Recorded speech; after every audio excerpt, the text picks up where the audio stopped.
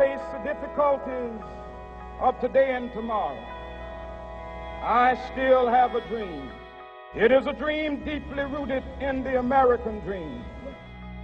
This nation will rise up and live out the true meaning of its creed.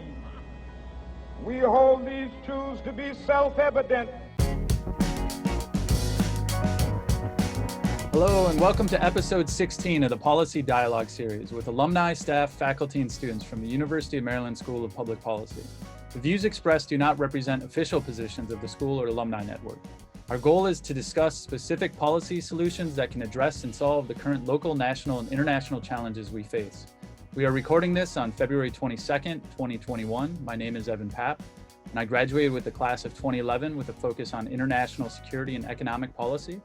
And I'm the executive producer of Empathy Media Lab, which publishes content on labor, political economy, art, and culture. Joining me is fellow alumni, Ly Nguyen, who is a senior associate at Asia Group Advisors and is based in Hanoi, Vietnam. The Asia Group Advisors, or AGA, is a strategic advisory firm specializing in market entry, government affairs, and public policy in Southeast Asia. And Ly graduated from the University of Maryland School of Public Policy, class of 2012. Ly, long time, great to see you. Thanks, Evan. Great to see you as well. And thanks for having me today. Glad to be part of this today. So I actually never thought I would go to public policy 10 years back when I started college, because it wasn't something that we talk about in Vietnam. And so I came to the US and did my undergraduate in initially public relations, and then got acquainted to international studies. And that's how I slowly put my feet into public policy, international relations. So then I decided to do a graduate degree in public policy, development studies at Maryland. And that's how I got into public policy. So I graduated, came back to Vietnam with the passion to contribute to community development in Vietnam, which was why I was working for the International Federation of Red Cross and Red Crescent Societies for my first 6 years, and then with the World Health Organization in Vietnam and Bangkok offices. And then I only got into public policy consultancy within the past 1 year and 7-8 months. So it's still relatively new to me, and but it's been interesting, and I'm glad I've got down this path. How has the government handled COVID so far in Vietnam? So I have to say, compared to other countries, I think Vietnam is in a relatively good position in terms of COVID handling and in terms of the COVID situation. So as of today, we only have over 2,000 cases, and the death stands at 35, which is really extremely low compared to other parts of the region or in the world. So the Vietnamese government has been lauded for the relatively effective handling of the COVID-19 pandemic in Vietnam, because the government was very decisive from the onstart. So they actually closed down the border since March, when the other parts of the world were still questioning whether this was really a pandemic. There was really a pandemic happening. And the government also enforced very strict and aggressive health checks and contact tracing from that moment. And foreigners coming into Vietnam or Vietnamese coming into Vietnam were on a 14-day quarantine from March 2020.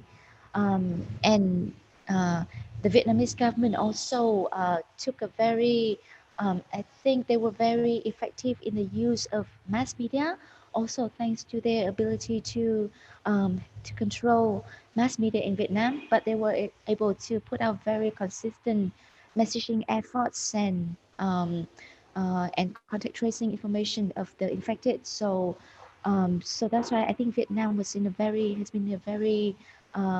a very controlled place in terms of the spread of the pandemic.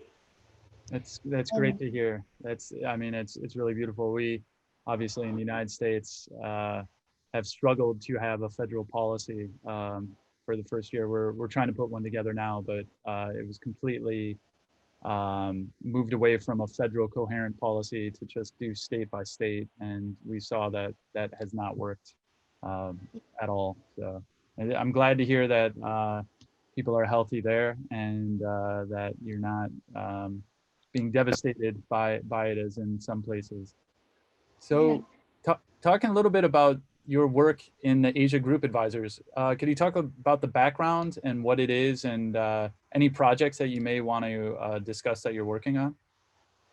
So I think you've already provided a very good overview of Asia Group Advisors and what we do. Mhm. So we're a public policy and government relations consulting firm based in Singapore, but we cover Southeast Asia region.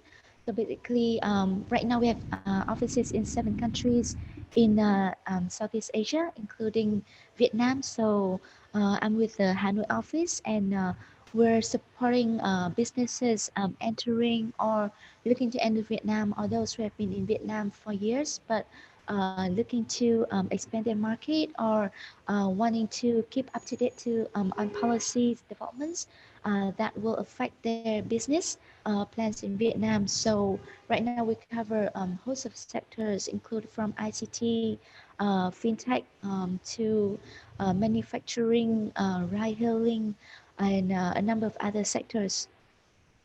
Very cool. And I saw that you recently co-authored an article titled Vietnam's New Leadership Picks: Compromise and Concessions Between Factions Bode Well for National Stability.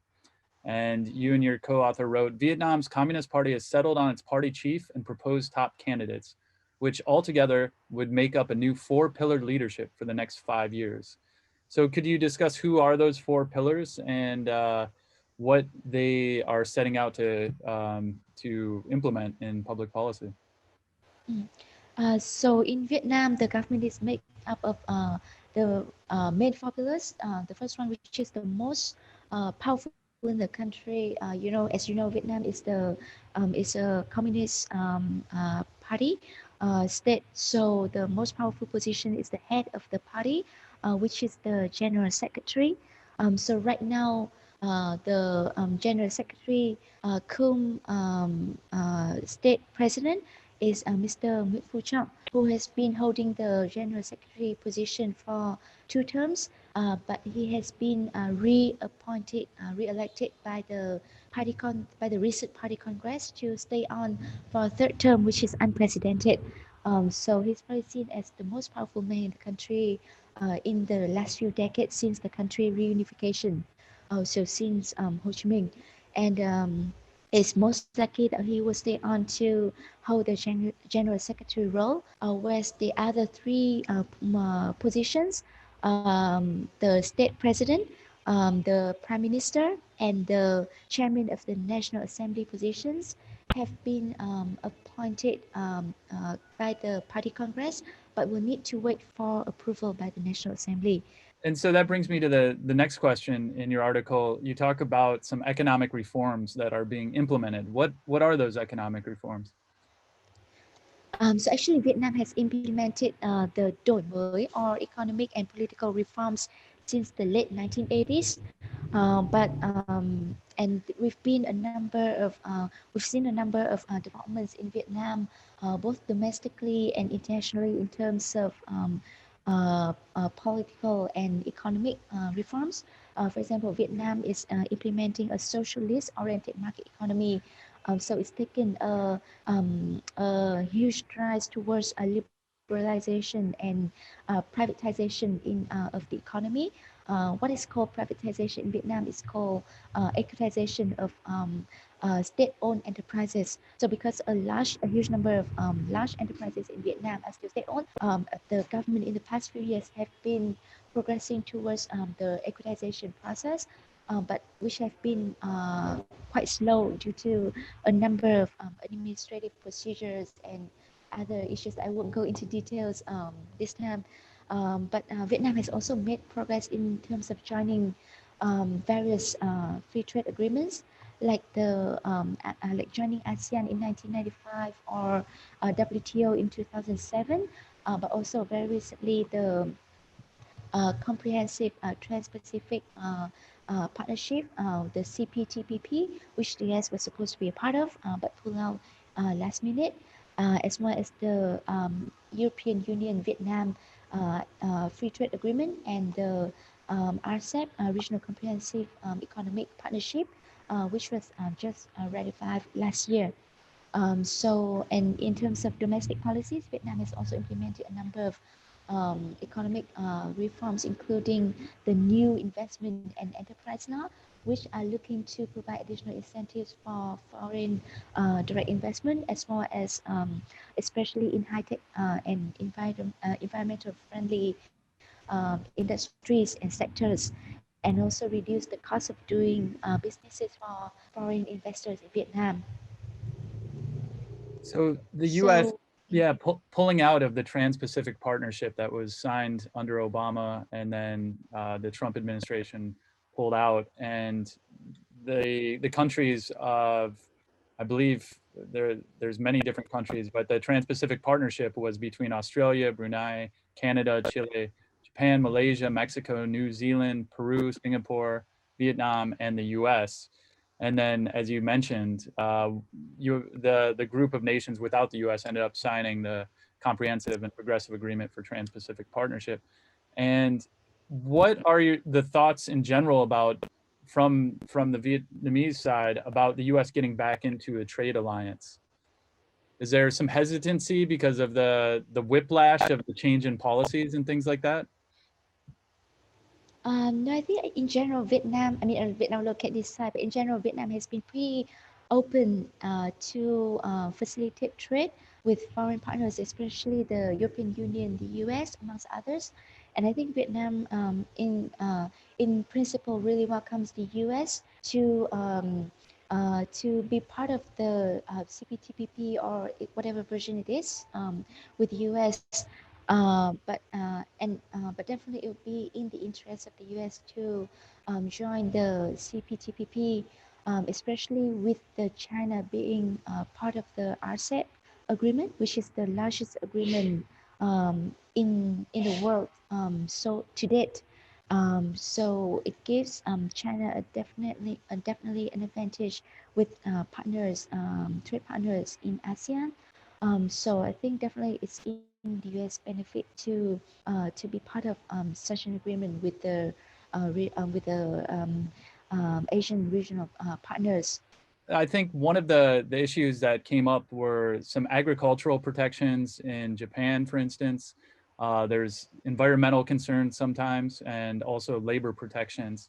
Uh, do you have some thoughts about how we can ensure that the labor protections are enforced everywhere throughout the partnership, and it's not just a race to the bottom to one place or the other that may be exploiting labor or environmental standards?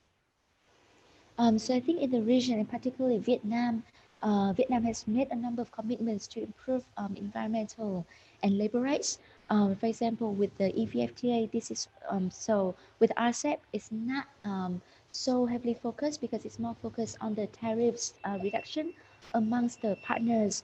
But with the EVFTA in particular, it's where environmental standards and labor rights protection are really brought forward, and Vietnam has committed to a number of improvements. And in the process of negotiating the EVFTA, Vietnam has also made concessions by amending its labor code last year, along with a number of implementing regulations, as well as enforcing environmental standards in recent as well as upcoming investment projects. So we've seen Vietnam definitely making concessions in these arenas. And I think the same can be made with other countries in the region.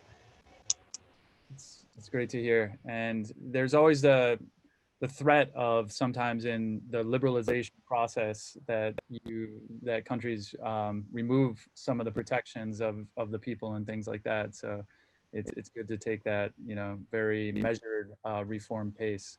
And I appreciate you filling me in because I'm not knowledgeable and I've never been to Vietnam. So I appreciate you explaining it to me. Okay. And so looking into the future of Vietnam international relations and policy, where do you see opportunity and hope? I think Vietnam will continue to hold balance between openness to globalization and foreign trade, while protecting domestic businesses and government control over important assets, especially including information and data, which is a huge and important asset for countries, not just Vietnam, in the last as well as in coming years.